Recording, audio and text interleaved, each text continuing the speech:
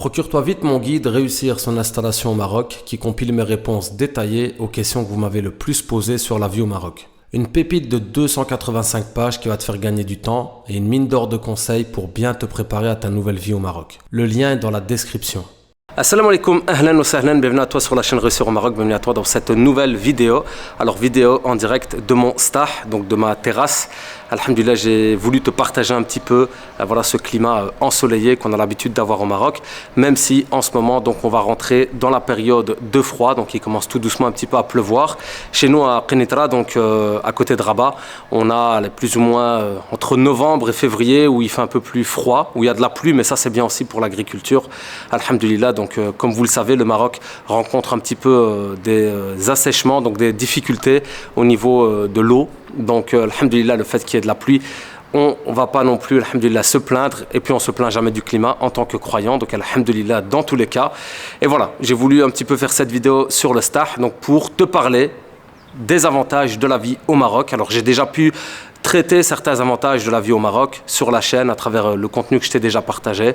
Mais voilà, ici je voulais un petit peu te rappeler vraiment les avantages qui peuvent te motiver à venir vivre également au Maroc si tu souhaites t'installer prochainement ou si tu es en train de réfléchir au niveau du pays vers lequel tu pourrais justement te diriger, t'installer. Donc voilà, comme tu le sais, sur Réussir au Maroc, on parle du Maroc et forcément on est là pour montrer les avantages, te parler aussi des réalités bien entendu concernant le Maroc, concernant la vie au Maroc, pour ne pas te vendre du rêve. Pour les personnes qui me connaissent, j'essaie vraiment d'être un maximum transparent dans ce que je partage. Mais voilà, c'est aussi un mindset, c'est aussi un état d'esprit de se dire je vais venir au Maroc pour prendre les bonnes choses, pour mettre les moins bonnes choses, les inconvénients de côté. Voilà, me concentrer sur ce qui m'intéresse, sur voilà, ce pourquoi je suis venu et essayer donc de tirer profit de ces avantages. Alors avant de commencer cette vidéo, je rappelle que alhamdulillah, j'ai sorti mon nouveau guide Réussir son installation au Maroc. Machallah, qui est vraiment un guide pratique dont je suis très content parce que voilà, j'ai vraiment pu traiter la majorité des questions que vous m'avez posées donc sur la vie au Maroc. J'ai fait une petite pause, je me suis concentré dessus, donc alhamdulillah, le guide il est disponible. En plus de ça, il a un prix symbolique qui soutient mon travail. Donc si ça t'intéresse, je t'invite à aller regarder dans la description de cette vidéo. Et je rappellerai également, avant de rentrer dans le sujet, continuez à vous abonner à la chaîne, continuez à me suivre sur les réseaux sociaux. Voilà, moi je fais aussi mon petit effort, j'essaie de vous partager toujours plus de contenu intéressant sur la vie au Maroc, sur les projets. Donc voilà, on essaie de toujours s'activer, de garder un petit peu le rythme, même si c'est pas toujours évident. Donc voilà, en contrepartie, je vous demande de la force par rapport à ce travail que je fais sur le Maroc. Donc barakallahu fikoum à toutes les personnes qui me font confiance, qui s'abonnent, qui interagissent en commentaire. Continuez à donner de la force. Voilà, on va faire monter les algorithmes et le référencement sur YouTube et sur les réseaux. Donc barakallahu fikoum. Alors concernant les avantages de la vie au Maroc, je vais les citer comme ça assez globalement, même si je pense que très certainement tu les connais. Première chose que j'aime bien rappeler, c'est que il ne faut pas confondre la vie au Maroc quotidienne, on va dire, avec le Maroc que tu as pu connaître lors de tes vacances. Donc moi personnellement, alhamdulillah, je suis amoureux du Maroc, je suis amoureux de mon pays d'origine, pour les personnes qui connaissent un petit peu mon histoire aussi. Je viens au Maroc depuis que je suis tout petit, avec mes parents, donc en vacances, on a fait les chemins, la route vers le bled en voiture, alhamdulillah, connu, classique. Et voilà, moi depuis que je suis petit, je suis attaché, machallah, à ce pays, je suis attaché à sa culture, à ses paysages, à son architecture, à sa religion, à son din. Déjà petit, alhamdulillah, j'étais attaché. Donc voilà, il y a plusieurs raisons qui font que depuis que je suis petit, je suis attaché au Maroc, je suis attaché à ce pays. Mais je pars du principe où tout le monde n'a pas cette relation avec le Maroc, tout le monde ne connaît pas le Maroc, voilà, tout le monde n'a pas vécu au Maroc, on n'a pas l'habitude de venir au Maroc. Et donc, voilà, certaines personnes se posent la question de se dire, ok, si je dois comparer entre le Maroc et d'autres pays, pourquoi choisir le Maroc? Donc moi je suis là pour te mettre en avant bien entendu les avantages qu'on va pouvoir avoir au Maroc, dans la vie qu'on mène au Maroc. Alhamdulillah, aujourd'hui, avec les années qui s'accumulent, les années de vie que j'ai ici sur place, je me rends compte vraiment que la vie au Maroc, machallah, nous convient, alhamdulillah, par la grâce d'Allah subhanahu wa ta'ala. On a pu trouver ce qu'on cherchait et que ça risque d'être de plus en plus compliqué de revenir dans le mode de vie qu'on avait en Belgique. Mais voilà, alhamdulillah, il y a du bien partout, on essaye de le prendre, on essaye de rester optimiste, positif, et voilà, d'apporter notre petite contribution modeste, voilà, au développement de ce pays, au développement de partout où on est, en tant que croyant, alhamdulillah. Mais voilà, on va pas se mentir que le Maroc est un pays, machallah, qui a plusieurs avantages, donc, dont je vais te parler maintenant. Alors, le premier avantage, même si on est en période, on va rentrer en période hivernale, donc là, on est début octobre, mi-octobre, donc on n'y est pas encore. D'ici plus ou moins un mois et demi, il va commencer à faire un peu plus frais. Alors au Maroc, comme ça pour les gens qui s'intéressent, hein, au Maroc, en général, quand il fait froid ou quand il fait frais, c'est surtout tôt le matin, au moment de l'Fijr, et tard le soir. Donc quand on se rapproche de l'Isha, en général, c'est là qu'il commence à faire froid, qu'il faut sortir un peu se couvrir, etc. En général, en journée, c'est rare qu'il fasse froid, que dans les maisons on ait froid, etc. Donc vraiment en journée, en général, il fait ensoleillé, même durant la période hivernale. Après, comme je l'ai déjà dit, ben voilà, le fait qu'il pleuve aussi, c'est important, par rapport aussi aux difficultés que le Maroc rencontre avec l'eau. Pour les personnes qui ne sont pas au courant de cette réalité aussi, c'est qu'au Maroc, il y a un problème d'eau, un problème d'assèchement, c'est bien comme ça qu'on dit, au niveau de l'eau. Donc voilà, il y a dû avoir certaines, comment est-ce qu'on appelle ça, décisions royales du gouvernement, etc., pour régulariser la situation, le temps de trouver des solutions en approvisionnement d'eau dans le pays. Donc voilà, ça c'est une des réalités, une forme de sécheresse qu'il y a au Maroc. Et donc ça va impacter malgré tout certains éléments de la vie quotidienne, notamment dans l'utilisation de l'eau, où il y a certains conditionnements, une certaine régularisation, certaines conditions donc, par rapport à l'utilisation de l'eau. Alors je suis sur le Stah, il y a les petits inconvénients, les petites mouchettes aussi. Ça, à Kénétra, il y en a pas mal, vu que c'est une ville qui est humide. Moi, je suis pas loin de Mehdia, je suis pas loin de la plage pour les personnes qui connaissent. Donc voilà, il y a les petites aussi mouchettes qui viennent un petit peu te piquer de temps en temps. Donc voilà, ça fait partie aussi alhamdoulilah, des petites choses auxquelles qu'il faut prendre en considération. Mais malgré tout ce que je viens de citer, un des gros avantages qu'on va retrouver au Maroc et une des raisons pour laquelle énormément de monde se dirige vers le Maroc, c'est bien entendu son climat ensoleillé. Donc ça, voilà, pour moi qui ai grandi en Belgique, machallah, la Belgique qui est un pays où il pleut énormément. Alors tout d'abord, avant de parler du climat, je rappelle une chose en tant que croyant, c'est que le climat, il est min Allah, il vient d'Allah subhanahu wa ta'ala. Donc on n'insulte pas le climat, c'est juste un petit rappel au niveau de notre din, parce que c'est aussi un début, c'est de vivre n'importe où, que ce soit au Maroc ou ailleurs, en se rappelant le Coran et la Sunna. Et donc on n'insulte pas le climat parce qu'il est min Allah.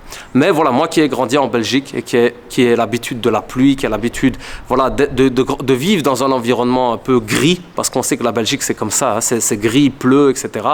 Ben voilà, le fait de vivre dans un pays comme le Maroc qui est ensoleillé la majeure partie de l'année, clairement, ça influence l'humeur, ça influence le moral. Les gens vivent à l'extérieur, donc ça influence les habitudes de vie au niveau des gens. Et donc voilà, clairement, le climat au Maroc, le climat ensoleillé, c'est un des plus gros avantages, masha'Allah. Alors pour les amoureux des voyages, des découvertes, des séjours, le Maroc aussi offre, mashallah, de magnifiques paysages. Donc au Maroc, il y a énormément de très beaux paysages dans les quatre coins du pays. C'est vraiment un pays, subhanallah, où il y a tout type de spots.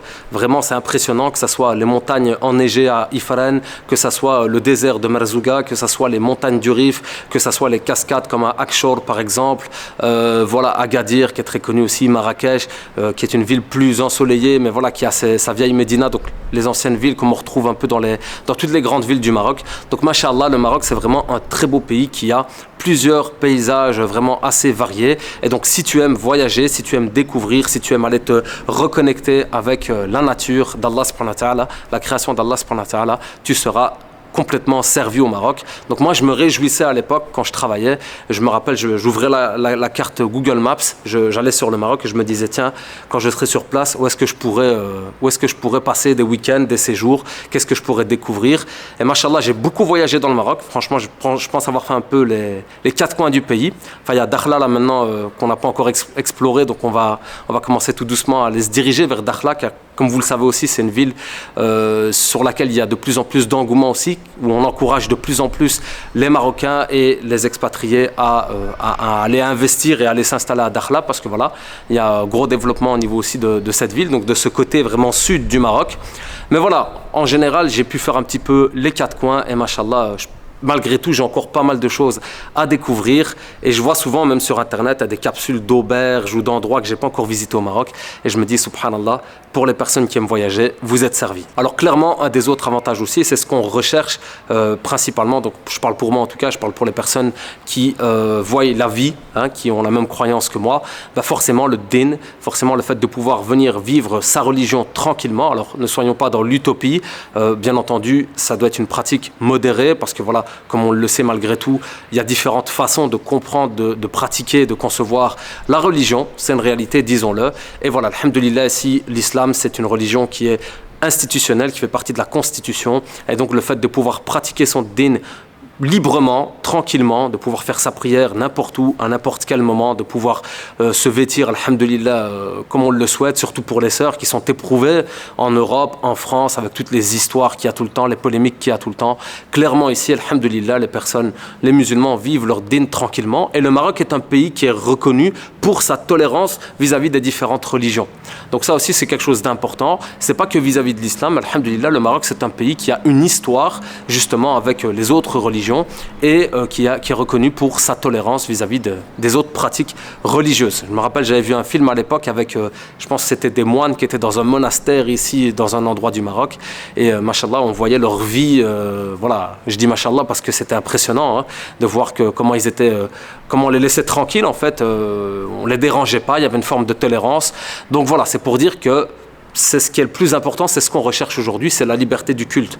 C'est le fait de pouvoir pratiquer son din tranquillement, sans qu'on nous dérange, sans qu'on vienne rentrer dans notre choix, dans nos valeurs, dans notre identité. Voilà, alhamdulillah, c'est tout ce qu'on demandait. Et par rapport à ça, au Maroc, vous êtes servis. L'environnement, il est favorable, bien entendu, au développement, donc à l'épanouissement spirituel et religieux. Alhamdulillah, il y a beaucoup de ulama au Maroc. Alhamdulillah, le Maroc, c'est, mashallah, les Marocains portent le Coran dans leur cœur, etc. Donc il y a vraiment, voilà, le respect du sacré. D'accord? Il y a vraiment cette notion et ce respect du sacré, même si, voilà, à nouveau, ne soyons pas utopiques. J'ai pas dit que, voilà, c'était tout le monde vivait sa religion à fond, etc. C'est pas ce que je dis.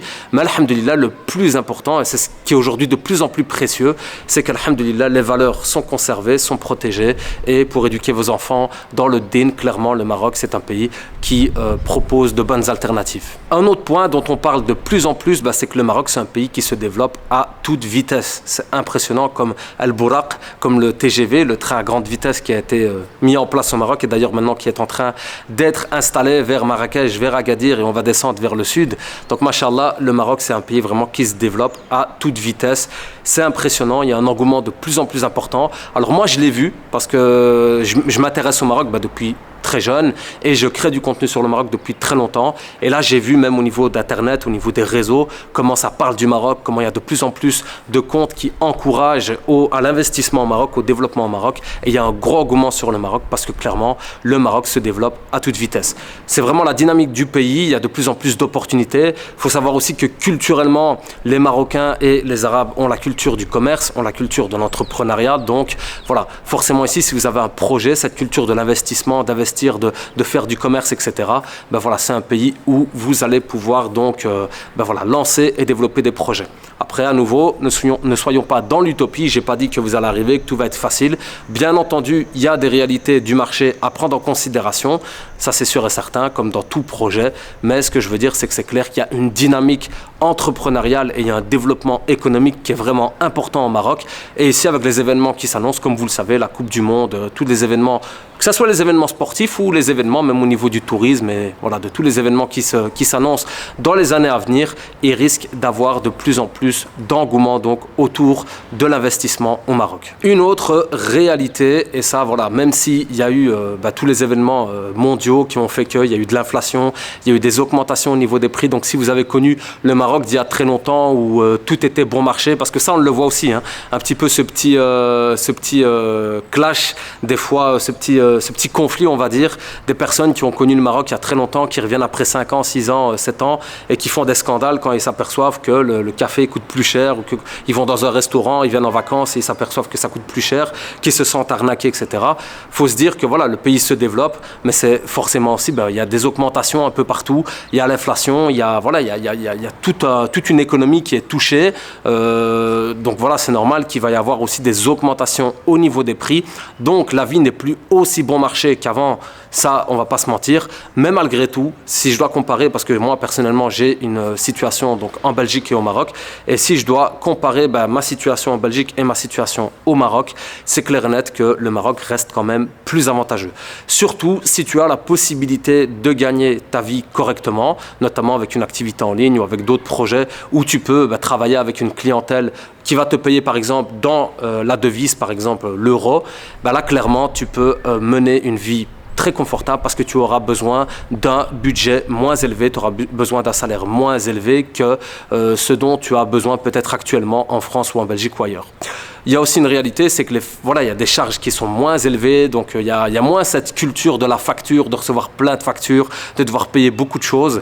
Voilà. Il y a certes des choses qui coûtent cher, notamment tout ce qui est lié à l'importation, etc. Tout ce qui est voilà, meubles, tout ce qui est voitures. Voilà. Il y a pas mal de choses qui coûtent cher dans la vie au Maroc. Mais en général, alhamdoulilah, il y a beaucoup d'avantages, notamment tout ce qui est, comment on va dire, tout ce qui est primaire, en fait, besoins primaires au niveau du logement, au niveau des charges, de l'eau, l'électricité, manger, si tu arrives à gérer un petit peu ta consommation et t'adapter au mode de vie un petit peu local au niveau de la consommation, ben voilà, comme je l'ai déjà dit, il y a moyen vraiment de s'en sortir correctement et en plus de ça, ben voilà, faire tes sorties en famille, voilà, faire tes petits séjours comme je l'ai dit et pouvoir t'en sortir, alhamdoulilah, assez confortablement. Un dernier point au niveau des avantages que je citerai, c'est le rythme de vie. Alors on est en Afrique, ça aussi c'est une réalité, alhamdoulilah. Le climat, comme je l'ai dit, ça influence. Voilà, il y a pas mal de choses qui influencent, qui fait que les gens vivent de façon plus cool, même si tout le monde ne s'en rend pas compte, parce que voilà, ici les gens ils ont l'habitude, donc ils ont aussi leurs mashakil comme on dit, ils ont aussi leurs problèmes certes, donc je dis pas que tout le monde est peace and love, c'est pas ça, mais voilà, nous on vient de l'Europe, on vient de Belgique, on vient de France et on sait à quel point la routine, machallah, je parle en tout cas pour ce que moi j'ai connu en Belgique, elle est vraiment infernale, c'est vraiment un rouleau compresseur. Déjà le temps il passe vite, ça c'est un constat que tu vas faire même ici au Maroc. Voilà, ça c'est une réalité qui fait partie de notre époque, donc qui fait partie aussi de l'histoire. Je vais pas rentrer trop dans les détails, mais ça fait partie voilà, de la fin des temps, etc.